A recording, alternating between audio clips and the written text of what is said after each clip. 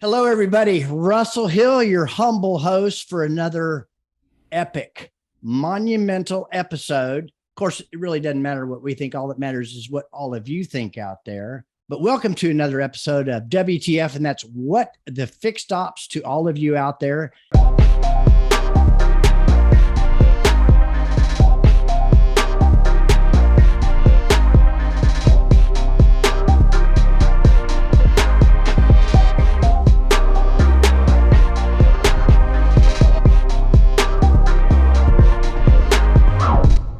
And I'm also joined by my co-host, Charity Dunning. And who is joining us today, Russell? Oh my gosh. These guys are amazing. We have a lot to unpack. So we have Joe Chambers, who is the FixedOPS director for International Autos. And we have Erick Jauregui. Did I say it right, Erick? Come on, man. You Come got on. it. Practice makes perfect. There we go. And he is the service director at, International Autos, Subaru, Orland Park. And is it more than just one, or is it a couple stores, Erick? It's a couple stores. It's good as well. Anyway, listen, we have a lot to unpack. These are amazing guys. You can see the backdrop here. Other than their daily functions, they host a really phenomenal Sunday morning called Service Drive Live. A lot of you out there are going to know. And, you know, they host this wonderful, wonderful Zoom. But I got to tell you, a lot of you don't know probably other than what you see, what the backstory is with Erick and Joe. So we're going to dig in and find as much as they'll let us dig.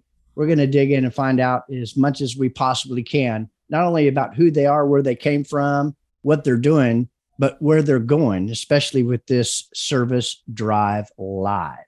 So, Charity, start us off, will you please? Sure. Well, you guys, I know that you have the Service Drive Live podcast. You guys are in automotive. Give us a little bit of a history of how you got to where you are right now. You're up, man. Go ahead. No, I always do that first. It's your turn. Automotive world, I mean, for me, started when I was a kid. Loved cars. Then it kind of turned into a hobby, trying to buy parts when you're a kid, 14, 15 for your up-and-coming car. Then I was lucky enough to land a position as a porter, which got my foot in the door for the automotive world. When you look at these big buildings, they're very intimidating. And, you just drive by them and hopefully one day I work here. And wow, I wonder who runs these big buildings. Then once I got in, one thing led to another, and I went into our parts department. I was there for about a year or so. Moved on to being what they called back in the day a floater service advisor, which was a fill-in. I had to wait for a spot to open up. I landed at home. Had some success as a service advisor. Thankful enough that fell in the hands of a really good mentor who's to my right-hand side. Taught me how to become a manager, and went from one store. Now, thankfully, to having two stores that I'm able to run for a company who's just hands down a wonderful company to work for. Joe? So, I actually, surprisingly enough, my story is pretty similar, except I never worked in parts, which is a blessing for me. Right. No, I started out in high school washing cars. A couple of buddies of mine, we got a job at the local Chevy store. We could ride our bikes there. It did on more than one occasion when one of our cars wouldn't start. So, started doing that and kind of rose up through the ranks on the prep side and became a service advisor. And I had some pretty cool mentors along the way myself. And I had the opportunity to do something cool. I ran an offsite facility for one of my mentors. And it was typical prep department, rust proofing, used cars and all that fun stuff, accessories, everything like that. But we turned it into something really special, really profitable. We were nationally known through the Mopar world back then as having a successful department. So it was really good. It was a great experience. And it really taught me how to get along with a lot of the different departments. From there on, I took a job with AutoNation, and AutoNation really kind of, they drill processes, and a lot of people like them, a lot of people don't. I love it. I love the idea of the process. I had a very good career there. I had another solid mentor. And then I ended up at the same stores where Eric's at, and we've got 7 stores now. And my career's grown, and could not have grown without the dealership group and the ownership of the dealership group. Makes a difference, doesn't it? Mentorship and teamwork and all those things, right? Yeah, Russell, I gotta be honest with you, and you've heard me talk about this. I'm super fortunate to have, great mentors who really, really taught me well. Fortunately, I was able to pass that along to some of the folks along the way. Sure. And I've been blessed with great assistance, great help, and great support too. Yeah, I noticed something about both of you. You're very giving. I like to refer to guys like you as servant leaders.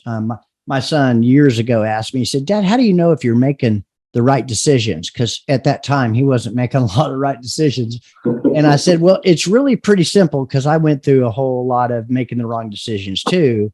And I just tell them it's real simple. When we make decisions, there's always people that are involved in the decisions we make. Okay. And if they benefit and you benefit, it's usually the right decision. And if you benefit at the expense of them, then it's usually the wrong decision. You'll definitely reap what you sow. Okay. You guys, there's this aura about you two. What was it where you guys clicked? Was there a defining moment or something? Because you guys really ping and pong really well off each other and really accent each other as well. How did all that happen? Hello, everyone. I wanted to tell you about a workshop we're holding at NADA 2023. We're covering how EV adoption rates will impact fixed operations in the future. We'll show you real and meaningful data that might just put you at ease. Or maybe not. You'll have to come see. Come join us at our workshop, How Electric Vehicles Will Change Fixed Operations. We'll see you there. So Russell, it was pretty interesting. And I'll be honest with you, Eric had worked for the company for a long time. He had risen through the ranks and everything. And I had a couple of heart-to-hearts with him previously. And those heart-to-hearts were always work-related, about getting to the next level, because he's a super competitive guy. I always wanted to get to the next level, but it was always work-related. But I'm 10 years his senior, and some of the experiences he was having in his personal life, I had already gone through. Is it all right to say that? Please, man, go ahead. It was his father was passing, and I had been through that. And not that you can ever guide someone through that, but at the very least you could be a sounding board, right? Because you've done these things before. And the other thing is that if you're a manager, and he was a young manager at the time, and your boss doesn't understand what you're going through with that, it could lead to a lot of ugliness and a lot of miscommunication. Indeed. So we clicked. We started talking on a personal level there. I mean, you can take it. Yeah, no, I mean, for me, it was, that was a time when we started clicking on a personal level from a mentor standpoint. I still remember the time I talk about it left and right. I had an instance where me and a manager didn't see eye to eye, and it got a little bit ugly, typical of the competitive side. So he pulls me in the office, he sits me down, and he goes, "Hey, man, what the hell happened?" Nothing. He goes, BS. He goes, "What happened?" Nothing. "What happened between you and your manager?" "Nothing. We're good." He wouldn't say a word. And he was a good soldier. Would not say a word. Would not drive his manager under the bus. And he was right. But he gave me the man-to-man speech at that time in a ruthless way. But what I seen was somebody who was saying, "Hey, man, I care about you. If you want to get to the next level, you have to do this. You got to break this part of you and get to the next level." And that's when I was like, actually, and you felt that in that moment. Yeah, man, somebody's willing to put themselves on the line to break my pride to see me succeed. And I'm like, man, I've never seen nobody do that. So for me, on a mentor level, it's like, all right, this is the guy I want to follow. Let's go. That did kind of, now that you said that instance where, unfortunately, it was a tough conversation, but it was a fantastic conversation. Yeah. That conversation led to the door opening for the personal. And then the person that tragic event of your father passing away opened up the door to a lot of other conversations. Yeah, I'm sorry to hear that. Yes, I've been through that myself. I believe that there's a grieving process that one has to go through, but it certainly helps if somebody else has been through it and that you could talk to and confide in, because, you know, that just rips at our heart, you know, and there's no getting around it. It's especially when Eric's relationship with his father was so close to mine. It mirrored it so well in his relationship with his sibling and everything. There was a lot of parallels there. So things haven't been the same since then with you guys. No, and your superhero, right? Go away. Yeah, no, things haven't been the same, but and on a good note too. I mean, if there's a benefit that can come out of that, you know, I've gotten to know Eric a lot better. I consider him a friend of mine, partner in this endeavor for sure. And you know, I mean, he's every bit my equal in this arena, and I'm super proud to have him like that. It's good to have a friend that you can count on too. Absolutely. Do you with I think I know the answer, but I think our audience might like to know, is it easy to understand what the line is as far as accountability and working together, and then the personal relationship too? You seem very well adept at separating those things when the time is right. Is that correct? Yeah. Well, that's all I knew. That's easy. Yeah. And we've kind of talked about it, but we haven't. In a sense, it's a flip of a switch. You know, we walk into those doors, and there's times when I'm gonna call it out as he's ripping my face off, and then it's like, hey man, hit the switch. We have to work in the afternoon for us to yell, and we'll get here. And we talk about it, but we don't hold any grudges. You hold a grudge when you feel things are unfair. I don't think you hold a grudge when you're pushing each other to become better. Right. And if somebody expects more out of you, that's a huge compliment. So that's the way we take it. So do you remember when Eric might not remember this, but you remember, Russ, when you were watching the Saturday cartoons, there was a sheepdog and a coyote, and they were punching in, and they'd punch a clock, and then they go at it, you know, just crazy, right? They go at it, and then they punch the clock out, and they were, you know, I mean, if you could show it on a Saturday morning cartoon, they were out having a beer together. There was that delineation there, and we have that. But the beautiful part about it is that Eric does such a fantastic job at the dealership. I mean, it's outstanding what he does at the store in every way. That those moments are few and far in between. Good, great analogy. Let me ask you, Eric, are you married and do you have children? I am married. I am thankfully married to a beautiful woman who is taking care of me all the way through, and I have 2 gorgeous children. That is the happiness of my day. And I know one of them has just turned 1, but what are their names? Boy, girl, combination, both ages, etc. I have 2 young boys. One of them is Eric Jauregui, and then I have my second child, whose name is Jordan. And both of them had middle names after their grandfather. So it's really cool. Yeah, but go into that a little bit more, because you don't call him Eric. You don't call him Eric. What do you think? So, and here, you know, you can't stop with that. Why do you call him Jordan? And what do you really call your oldest son? All right, so he tries to skip out, guys. I mean, it's just crazy. It was a big deal for me to have a junior in my life. My oldest brother is a junior, and I was always jealous of it, right? So when I had my first son, I was like, oh man, I finally get a junior. And I'm a junior. My wife doesn't know how to tell me her father passed away at a young age. She goes, look, I really want to give him my father's middle name because I don't know if we're going to have another boy, right? And she goes, and look, I know how much you love Michael Jordan. She goes, I know how much a big fan you are. She goes, what if we named him, middle name would have been Jamal. She goes, and we nicknamed him MJ. She goes, and we could call him MJ. Everybody could know him as MJ. All right, game over. That conversation was quick. So he's literally, a lot of people don't know his name. He's nicknamed MJ. And then my second son came about, and I wanted my junior, but I didn't have him at that point. So his name was after favorite player ever, my favorite athlete, is Jordan. It was I lost it by that much for having his son named Joe. Right. I lost it by that much. I'm still a little upset about it. And my father's name is Roman, so the initials are Junior.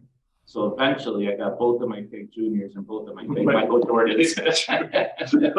So that's how the names came about, and we have a ton of fun with them. Oh, that's awesome. That's awesome. Joe, are you married? Do you have kids? I am married. I've been married for Pop quiz. Yeah, pop Why are you quiz, doing this right? week? 26 years, I believe. Awesome. Wow. Yeah, I've been married for 26 years. We got married in 96. I don't know. So we've been married for a long time. I've got 4 children, and 22, 20, 18, and 16. Bookended by boys. Great family. All of them are fantastic kids, and I have zero to do with that. That is my wife, who has stayed home the entire time that they've been born, or they've been alive. And That's awesome. we call her a little general. She is 5'3", by far the shortest person in the house, all of 105 pounds, and she'll kick your ass. I love So- seeing her boss him around. Oh, it is awesome. It's like, somebody give me a beer. I'm like, this is it. Tell her what to do. Yeah, she bosses my 6'4" ass around. So she's the disciplinarian and holding the line and the boundaries, and they try to get away with you, right? No, you know what? Actually, to be honest with you, she's the organizer. She handles everything. I mean, I can't. There's no way. She was just in Miami dropping off my oldest son to college. Wow. And I had to provide dinner for my two daughters. We ordered out 3 times, 4 times. I have no idea. I'm just like, I don't know. She's the organizer. She draws a hard line. But at the end of the day, if we had to put a disciplinarian in the house, it's this guy, except for my oldest daughter, because I like her. Not that they're going to see this. Family's important. Time. Family's important. And I bet just with some of the stuff you already shared, and this is what we really like to do with this, we're going to get into some other meat and potatoes too. But, these are the things that drive us and keep us going, and, defining moments and mentorship and where we're going and the journey. It's not about the destination. And I would suspect that most people haven't even heard some of this stuff. And I look forward to finding out more. I know we got something really big coming up in the next month as well. Yeah, so I'm really excited about that. Tell us about Service Drive Live. How'd it come about, and what was your goal, et cetera, and how long have you been doing it for? Stuff like that. Service Drive Live is a big deal, man. Well, thank you. We consider ourselves just a couple of goofs in t-shirts and hoodies, just, who had enough money to scratch together with some microphones, But we really, Eric and I we're both driven, as you mentioned, by our families, but we are super passionate about the car business. We love the car business. We love to succeed. We're competitive. We want to win. We want to do what's right, and we want to do it the right way. And so we have to strategize. We strategize all the time. And we would go out, once, twice a week, or probably once a week. We go out and we, after work, and spend an hour and a half, 2 hours at the saloon. And we would literally talk about work. We'd be taking the hooks and stuff. It sounds kind of. Would that be the whistle? That would be the whistle, my friend. All right. Actually, yeah, the whistle. Yeah, that's the whistle. So we would, shout out to the whistle, Tinley Park, 159th Street. So we would do that. But then again, the pandemic hit. Yeah. And we couldn't do it. So we started, I'm like, hey man, you want to take a video call at 7 o'clock and nobody's awake? Let's do it 7 o'clock on Sunday morning. There's nobody awake in the house. We can get away with this, right? So we would do that, and we do this video call, and we decided that, let's move this needle. Yeah, it's for me, it was an ongoing dream. It was we've always wanted to be able to network with other people, because you got to admit there's always somebody better than you out there, right? And you're always trying to do the best. Yeah. Sharing ideas and stealing ideas, it is what it is. But it was something that we were able to collaborate together from the beginning and say, all right, let's do this, let's do that. And what if somebody else is? And when we started laughing at it, you recall we were sitting at the table and I'm like, man, what if we did this? And you're like, no way. And he literally said, right, we can listen to a bunch of groups and t-shirts. Yeah, that's exactly what I said. I remember it. And then it was like, all right. And then pandemic hit, and that's kind of where we were like, all right, let's start this thing. When we started with one person. Well, yeah, it was Eric and me. It was and then we grew it, and we grew it organically. it was unofficial at the beginning. It was kind of weird. Well, I put out that first post. We've done about, I think we've done about 70 or 80 episodes, 70 or 80 weeks so far. And it's pretty crazy where it's gone, and we're awed by the reception. We are truly awed and blessed by it, because it's really, really heartwarming to see. And we're in t-shirts right now. I mean, this is who we are. So it's weird. Yeah, I'll tell you, I'm on it every Sunday, and there's over 30 people in it, and it just keeps growing and growing. And you have some really amazing people in there. And the exchange, is this where you wanted it to go, or is this just something that's in play in flux? The exchange, the topics that you roll out every week, and the ping and ponging that goes on. I mean, there's some astounding information, and I'm going to say it just because I love you guys and what you're doing.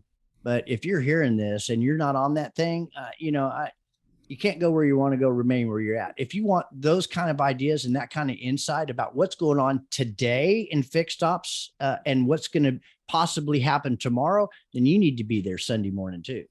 Well, we appreciate that, Russell. Yeah. And I mean, we want to keep on growing. We love the Sunday morning thing. We want to get as many people as we can. We started shooting for 15, and then we shoot for 20, and the reason we're shooting isn't to say, okay, cool, we got one more person. It's to say, hey, our network is growing, and there's going to be more knowledge behind it. And there's going to be, everybody on here, these guys and gals, everybody on here is going to be able to share. So it'll be good.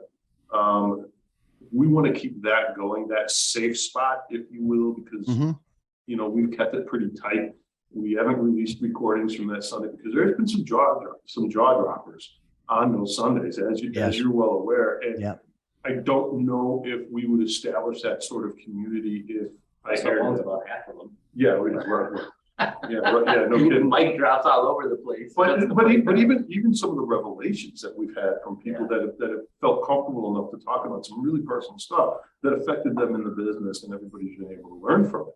Oh, yeah. Do we want to grow further past that? Yeah, we do. Definitely, we're going to start doing some podcasts.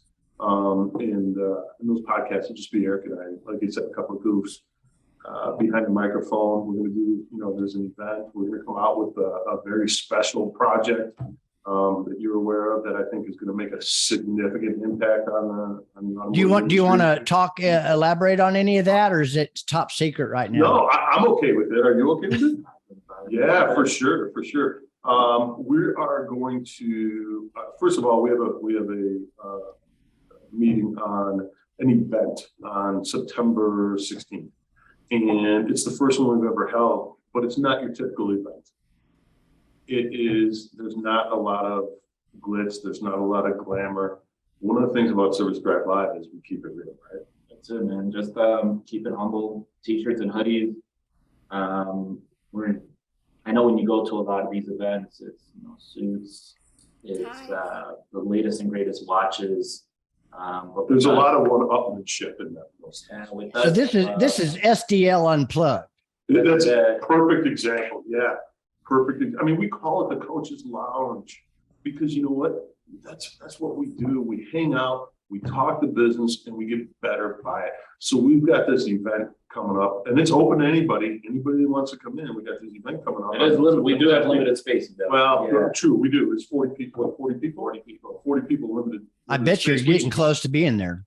We are actually, and it's kind of cool. And I mean, we're not gunning for the notoriety of bourbons and cigars or whatever. And I mean, those are great events. I'm not downplaying them. We're not going for that. We're going that. One of the biggest reasons we wanted to do this was to get to know the people that we talk to every Sunday morning, because it truly is community at this point. And take something from it. Get in there, learn, figure out what's the best strategy coming up. Some people may be dealing with it daily. Some people may not know that it's coming in the next year. But if we're going to get together and do some powwow, let's get something out of it. So we can At the whistle. At the whistle. At the whistle. Actually, it's a very nice meeting room at the whistle. And it was really important for us to do it someplace local. And I know that doesn't fit into the mainstream event definition. It just doesn't fit, but we're not mainstream. We're kind of like the bad boys. We're just trying to get better every day. Hey, that's why it works. Drop your guard, leave the ties and the suits at home, come in, be ready to learn. That's the biggest idea. That's the best part of the show. So the other thing. Oh, sorry. Excuse me. No. Go ahead, please. I'm sorry. Well, I'm trying to understand because I'm unfamiliar with Service Drive Live. I know Russell's very familiar with it. So for anybody who's unfamiliar with it, what would you say is kind of the goal that you get by coming every Sunday or meeting up? What do you think people would benefit the most from that? So there's a couple of things in that. Great question. The reason we do it on Sundays is because we understand it's a disruption to somebody's sleep schedule. But we found that high achievers, high performers are typically up on Sunday mornings. And we've also found that those high performers have a little bit of free time where it doesn't interfere with the rest of their family lives on a Sunday morning. And that's super important to us, without question. We don't get much time off of work. We're grinders. So that Sunday morning, those couple hours on a Sunday morning before anybody gets out of bed, it's perfect. But the main idea is that each week we come in with a topic and we want to discuss that topic. We plan that topic out a day ahead of time sometimes in reality, but it's usually a topic that comes up in our daily lives that happen. And if it's happening to us, yeah, it's happening. One thing that every service department has, I don't care how perfect it is, every service department has dirty laundry. And what I mean by that is every service department has problems. except for all of mine. Yeah, okay. And some of these people get on, it's perfect. No, it's not. Yeah, it's definitely It's not. perfect. So whatever we're talking about, there's some type of relation. If you haven't dealt with it, you probably will. Jump ahead, get into it. But one of the things that we don't do is we don't sell. There is no selling allowed. Just cut that out right off the bat. And number two is we don't record a safe space, so you can talk. We record, but we record for informational and educational purposes. Answer. Yeah, no, but that's true. Yeah, you know, it's true. Because Yeah. we've actually listened to them, and we've learned a couple of things. But it's an exchange of knowledge, Charity. It's Okay.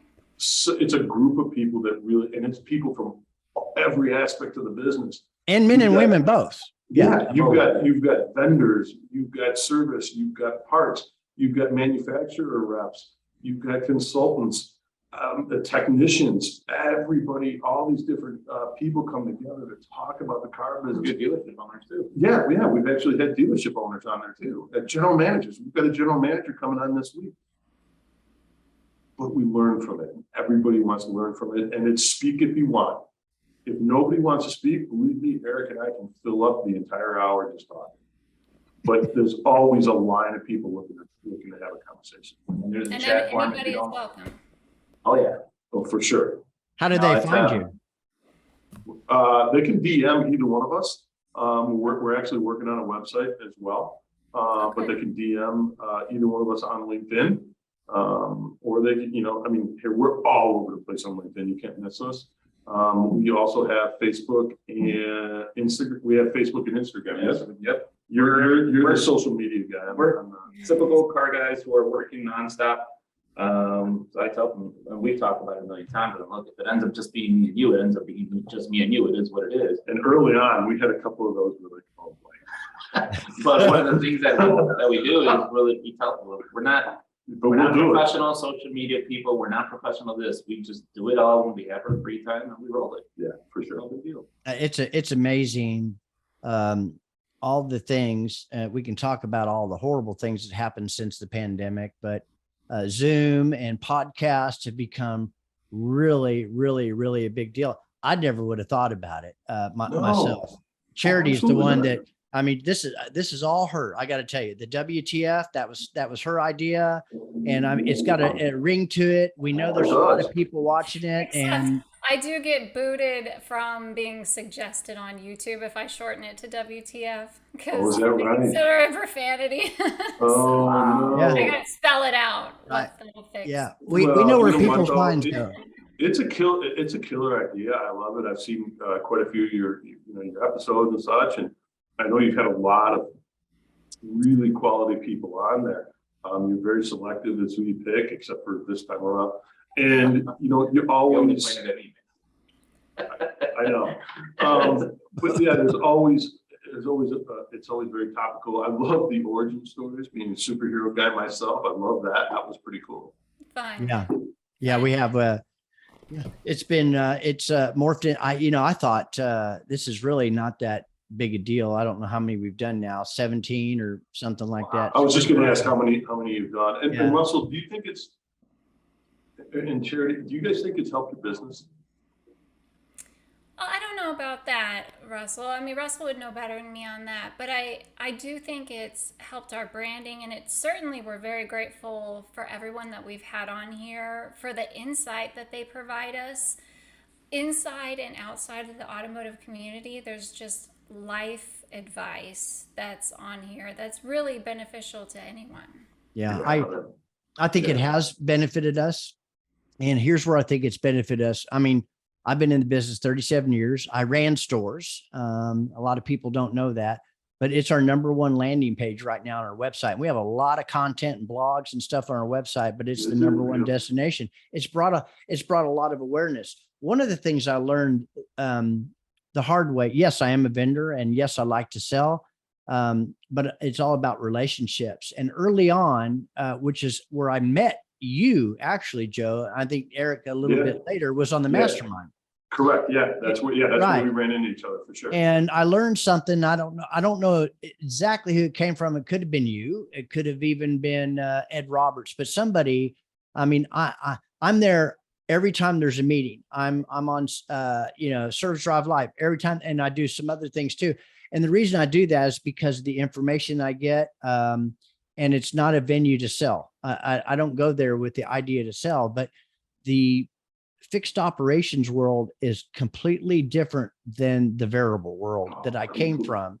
And you guys and gals are really a close knit bunch. And what I learned, and like I said, I don't remember who said it, but I was told that, hey, just keep showing up. Just keep showing up. What you're doing is really great. You got a great product. This is not a venue for that. But these people, these men and women, talk in a different way. And once you're in their fold, then you're going to start to see things happen. If they like you, they trust you, they believe you and stuff like that, then you'll start to get business that way. I have seen over time, vendors pop in for 1 or 2 and then leave. You never see them again. Right. I'm not about that. Obviously, you guys know that, or I wouldn't be on every Sunday. Sure. But, and I mean, two things. One, they had to be Ed Roberts because I'm not smart enough to say that. Okay? Yes, you are. But okay. Secondly, that strategy worked for you because we're customers. Yep.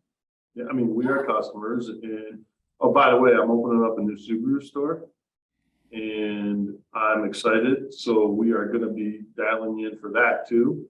But that's coming up on the horizon. So you can edit that out too. But Thank you. Thank you very much. No, anyway, I have my own philosophies on all that stuff, but I want to learn and absorb. I know that people that are busy and don't have a lot of time, it's interesting how you started this on Sunday and the reasons why. Now it all makes sense. But people that are really busy, if it's important to them, they're going to find the time. People that have time, they don't have time. I don't know what it is. Right. It's like, I get it. Like, what do you want? So, this is a place where movers and shakers and people that want more out of life and understand how, anyway, it's really great. Great question, Charity. Yeah. I mean, you're right though. I mean, how many times do we get derailed on Service Drive Live and we stop talking about the car business and start talking about life? So, I mean, it just happens. And there's let's call it what it is. There's going to be some criticism involved. There's going to be some, hey, why are you doing the servicing Sunday at 7? I don't worry about that. I worry about numbers. I worry about progress and success. And then, when we look at each other a year from now and you ask, hey man, what did you do different? It's, I've networked with people who care. And besides our Sunday, we have our chat. There's a lot of trash talking going on in the chat, which is fun. We do have a Service Drive Live chat that you have to be invited into once you're a regular on the show. Oh my gosh. It's sometimes overwhelming. Sean But Butler. every day, somebody asks a question. After about 10 different comments, you start to get the answers, and then we start digging deep into each other. Yeah, So Sean there's Butler called me. nonstop. Sean Butler called me this morning, and I said, I'm reading all that stuff. Occasionally make comments, but sometimes it goes so fast, and there's so many different comments. I lose. You can't keep up. You can't keep up. I can't. It's my chat. I opened it. I can't keep up. I mean, you just can't, right? Hey, I thought you guys were working. What the hell? is going on Eric's here? he's like, dude, I got 100 notifications. I'm like, yeah. That's Well, great. speaking of the long term, where do you guys see it going in a year, 2 years? What do you think it's going to morph into? One Sunday at a time. That's our saying. It's our saying. It's one Sunday at a time. We do take it one Sunday at a time, and we've literally said that. I think in the future, here we excel at our day jobs. Let's just be honest about that. We excel at our day jobs. We work for a fantastic dealer group. And it would be very difficult to, and we've had this honest and open conversation. It would be very difficult to replace our daytime money with this, but we don't do this for the money. So we desperately want to get that podcast going. And we want to continue to do events such as the one we're coming up with, and maybe release a sequel to the book we're going to be releasing here from there's one chapter from each of our regulars. There's one chapter there describing a certain aspect of the automotive industry or a certain character trait that will allow you to succeed in the automotive industry. And we're going to release that as a free book. Just for people to become better, to better themselves, because this industry, it's a good industry, and we need to prove that. That's right. You guys are coming out with a book too. Mm-hmm. Yeah, we are. Yeah, it's crazy. And those chapters are flying in right now. We just started it. They're flying in, and I'm reading them, and Eric's reading them. And these are incredible chapters, and these guys are pouring their hearts out. But at the end, each one has a message for somebody in the car business. One of the things that's special about the book is we're not authors and we're not writers. Well, I'm an author, and one of the, I'm going to keep going. One of the things that's important about the reading on this book is it's meant for the person who's taking day one of advisory, day one of management, day one of whatever. If it helped one person, the book was worth it. For sure. The cool professionalism perception of perfection is great, but this is coming from people who do this day in and day out. People who deal with it, and that manual can be important to somebody. So the whole goal of this book is, when we were doing our whole group meeting, was let it help one person. If it helps one person, we all do great. Right on. And the other thing with that is we wanted everybody to talk with their own voice, right? We're not, to Eric's point, we're not published authors. We're not textbook writers. We're not, rah-rah speakers. We're just car guys and gals, and we want to see, we want to help people. So if you can tell somebody, if somebody says something in their own words, in their own tone of voice, in the way they talk, that's far more relatable than somebody from Harvard trying to dissect the car business. Yeah. And it's important, when you jump into, and one of the things that we talked about SDL was we called it it was like a pickup game, right? And we jump into this basketball game, if you want to call it that. There is going to be a lot of bruises, there is going to be a lot of trash talk, and there is going to be a lot of that. And Michael Barrich is one of the guys who taught me one of the things, man. It's we talk tough, we do a lot of tough talking. Joe and I bump heads, and we're competitive. When Michael Barrich steps on the court, it's like, you better have your uniform on, your shoes tightened up, because you got somebody else who's playing. but there's a lot of love in that competition. It's, yo, I'm going to beat you for you to get better, not to talk down to you. And when you get into the game with these competitive spirits that we have, man, the product that comes out of it is amazing. The Titan. The Titan. The MF Titan, as he refers to it. Titan. It's okay. You can say that on here. I want you to know, I made that nickname. Oh, really? Oh, it was you. Did not know that. There's another Titan. origin story for all of you out there, right? He won't admit it, but I did it. Actually, he might admit it. Because when we were early on in Service Drive Live, I was really proud to have Michael Barrich on there. And I would introduce him as the Tennessee Titan. Oh, Michael okay. Barrich. And then he took it to another level with the motherfucking Titan. Excuse my language. You know, I mean, he took it to another level, right? And you got to know him to, I mean, when you hear him say it, man, I mean, it's definitive. It's with conviction. It's his identity. Well, and he can say it. I mean, last year in 21, he had the #1 Nissan dealership in the country with parts and labor, and #2 in tire sales, right? When he talks, paid. you gotta listen. When that guy talks, you gotta listen. And I'm a fairly successful guy. When that guy talks, I listen. Yeah, I'm glad to call him my friend. I got to ask you this, Charity. I'm sorry, you looked like you're going to say something. I apologize. No, go ahead. Go ahead. Okay, this is from Charity, and I want to hear your opinion on retention, EVs, and leadership. How important is retention, and what's your opinion of EV? I'll take the retention. Eric can take the EV because we're both very passionate about this. And I want to hear it. So retention is the #1 metric you should be looking at, in my opinion.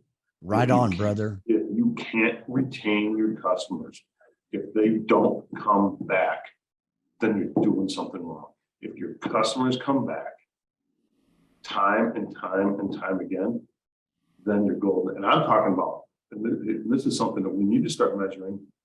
Some people do. We need to start measuring as an industry is multiple visit retention. And, you know, and you talk about those lifetime customers, that's retention. Because if they're coming back for service, they're going to come back to buy a car, they're going to come on, they're going to do everything. If they come back, you did a good job. Did you do the best job? Well, maybe. But you did a good enough job for that customer to come back. And you can always tweak it. You can always pull a lever. You can always twist a knob to make that experience better. But retention is the #1 metric for this industry. Do you think the whole industry knows that? Absolutely not. That's why we have problems with CSI. That's why CSI exists, is because people don't understand retention. People think that CSI, you're going to get me on a soapbox here, man. People think that CSI translates into retention, and it absolutely does not. You have the CSI as a snapshot in time. Retention is a category of time, events, repair orders, everything. And you can take that, and it's a far bigger number. CSI might be 4 to 5% of your business that's giving you a grade that manufacturers go off of. And I find that repulsive. Yeah, it's all you hear or talk about, right? For the most, I mean, not all, but a lot. You do. And they base so much off of it, and I'll probably get in trouble for saying it, but I find CSI completely ridiculous. And Russell, I'm going to tell you something else. I'm focusing on retention at some of my stores a hell of a lot more than I am at CSI, because if I get the retention, CSI will show up. Good point. Damn good point. Yeah. That makes sense. So, but Eric's got to talk about EVs because you want to talk about passion and next generation service and everything. Come on, brother, bring He's it. a young buck, man. I want to see this go. Oh man, whether it's combustion, EV, hydrogen, whatever's coming. Did he just say hydrogen? It doesn't matter. Yeah. You know what? You have to be on the EV board because that's what's being put in front of us. You could think anything else. You could say anything else, but data right now is telling us that it's going to go with EV. At least that's what they're saying for the next 15, 20 years. So why would I ignore it? Why wouldn't I use the technology that they come with to have better service, mobile service, virtual service, so you don't have to think about it? As far as EV goes, it doesn't bother me one bit. If that's what that's what's being put in front of me to service, and that's what I'm going to service. And then I'm going to find the niche on it. and then we're going to evolve it because we're always trying to be the leaders. That's not that's not an attitude I hear out there. A lot of people are scared and they think this, they think that. If you focus on retention and you embrace what's coming, there's a lot of, and we'll be talking about that, Charity and I here real soon, but I don't think we need to embrace it. But right now, all that matters is what you're doing right now. Retention, right? Keeping those customers coming back, exceeding their expectation, transparency, technology. Yeah. I mean, it doesn't scare you then. It doesn't scare you at all. 20 outlets right now, that's what we got to put. If you want them ripped out next month because we have something new, then you have to hurry up and evolve and move. If you're going to get stuck on being angry and complaining, there's no room for that. Everybody's moving way too fast right now for you to stop and complain or have any type of doubts. Right now, you have to be 1 or 2 steps ahead of everything that's happening. I'm going to offer up a little bit different opinion on this, and this is where we go back and forth. EV is not only right now, but tomorrow, right? But so is the internal combustion engine. It's not going to go away in the next 10 Thank you. Yeah. You are going to have internal combustion engines. They're still on the road. You're not going to stop it. So if you want to retain business, you're going to have to retain that business for the next 10 years because they're going to be there. After 10 years, look, you're not going to be those customers with those internal combustion engines they're going to find a different outlet, unfortunately, unless you can retain it. And that's the goal. But right now you have to focus on both. You have to be dual focused on this because you can't ignore the EV. It's happening. Again, we work in a dealership group and we'll put in however many charging stations you want. I'm building a new store and we're putting in like 17 charging stations. It's crazy. How many? But I think it's like 7. It's crazy. It's an insane number. But then again, we've got internal combustion engines and they're going to need service. They're going to need maintenance, and they are a different customer right now than the EV customers are right now. So you have to identify both. I think we've identified that as well, right? Yeah. Again. See, Eric just wants to completely blow off the internal combustion engine.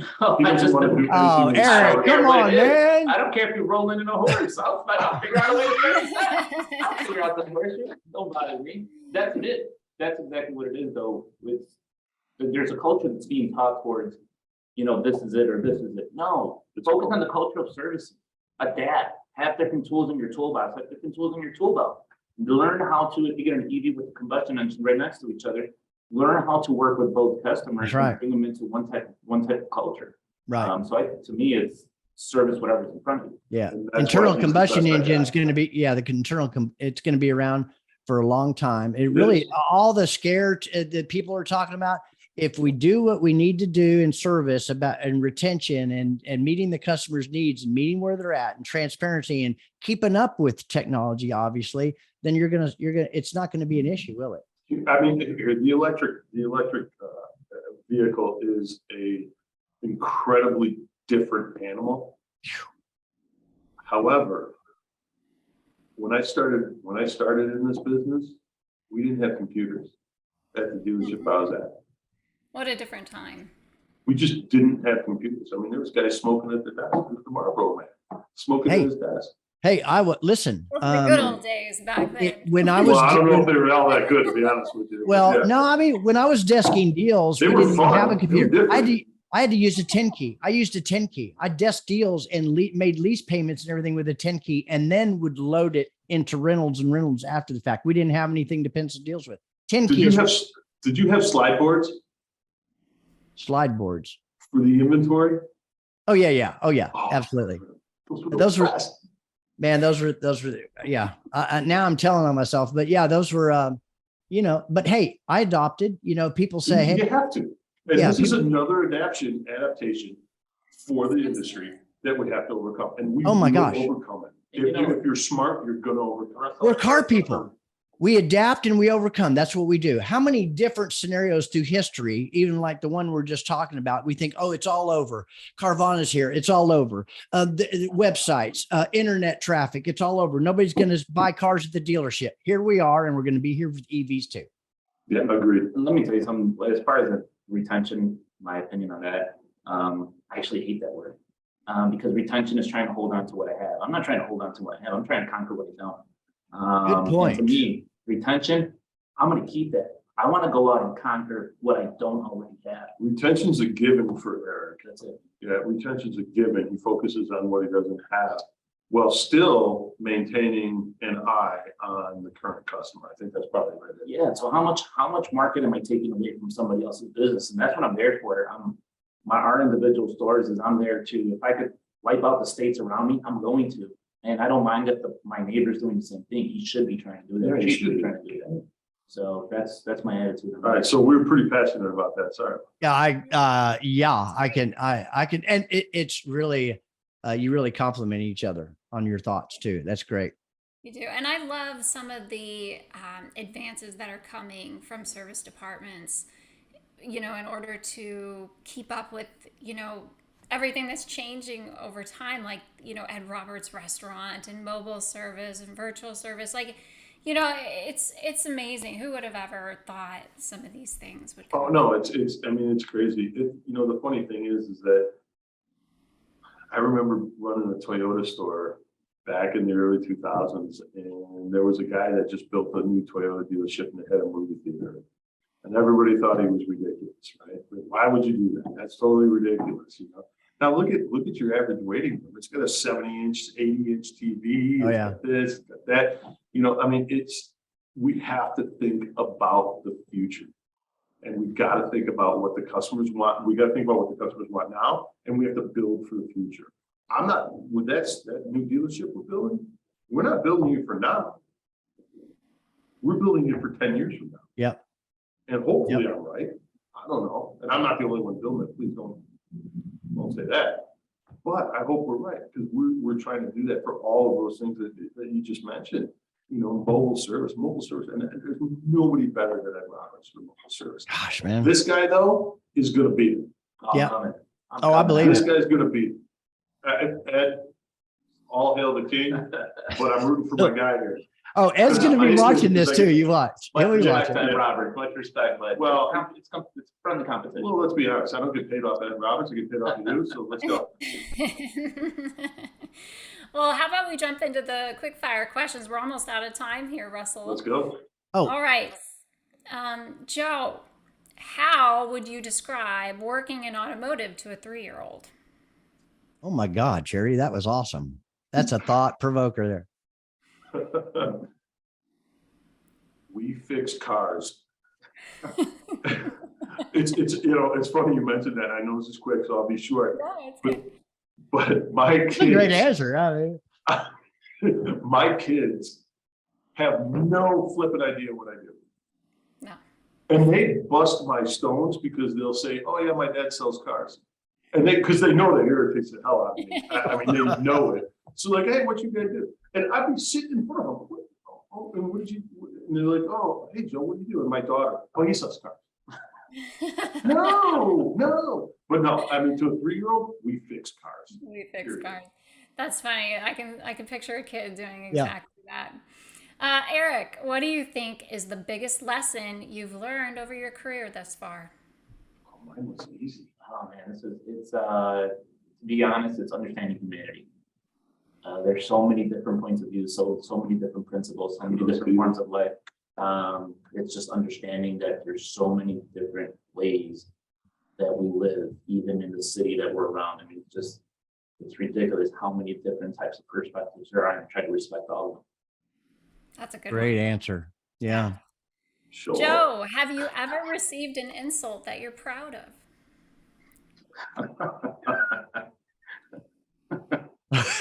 Yeah. Would you like me to bring the list out? I keep a logbook of that. Data shows. Here's a that it's not spreadsheet. improving. Okay, yes. And it's actually, this is surprisingly easy for me. Okay. Our owner refers to me as his sandpaper. Because when we're in meetings, I'm not that smooth, and it keeps people on their toes.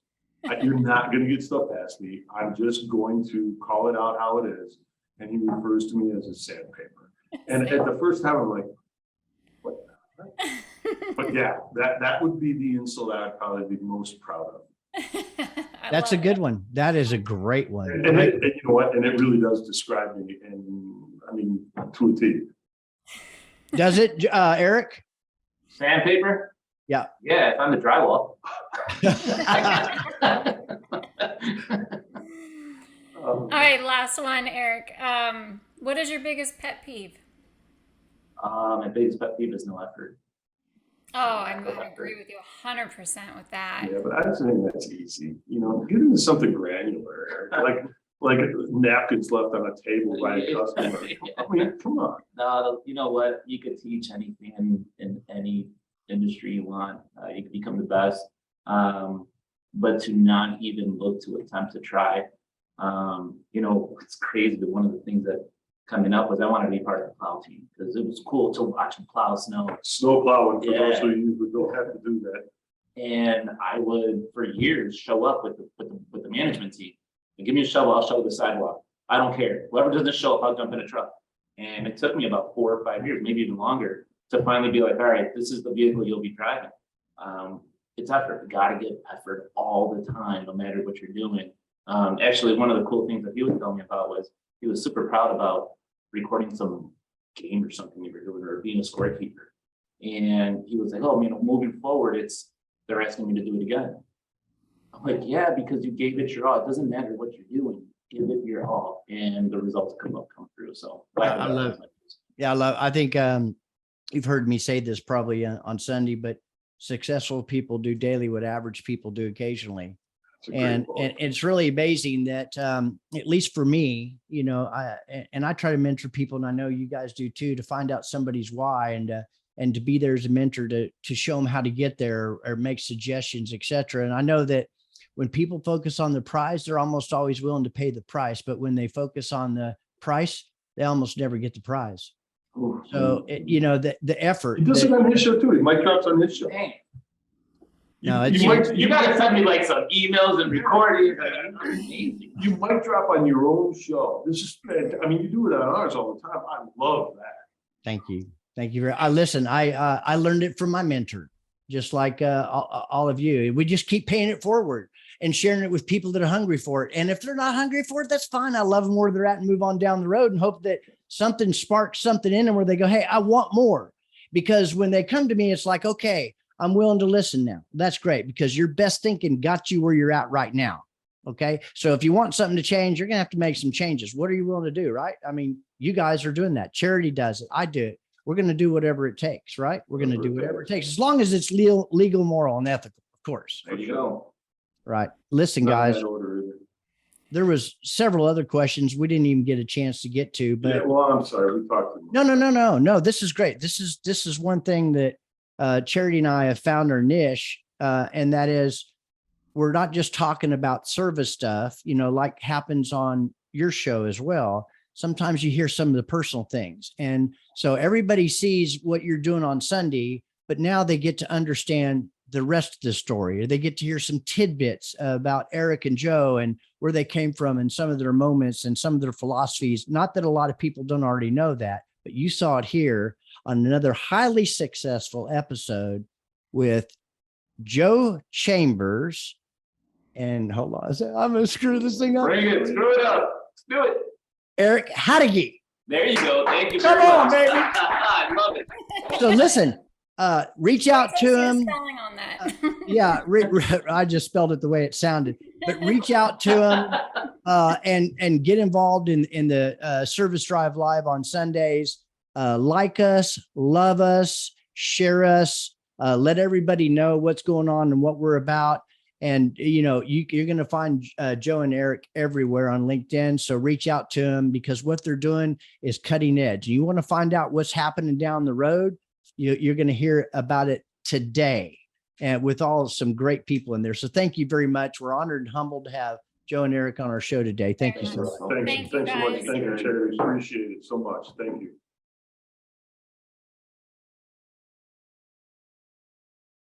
Hi, everybody. Thanks for joining us on WTF, and that's What the Fixed Ops. We're working hard to bring you a strong lineup of automotive experts in our up-and-coming schedule. Did you know we're also available on all your favorite podcasting destinations? If you didn't, you do now. Try it out. And while you're there, leave us a review. We encourage you to do that. It really helps spread the word. Thanks again, and we appreciate your support.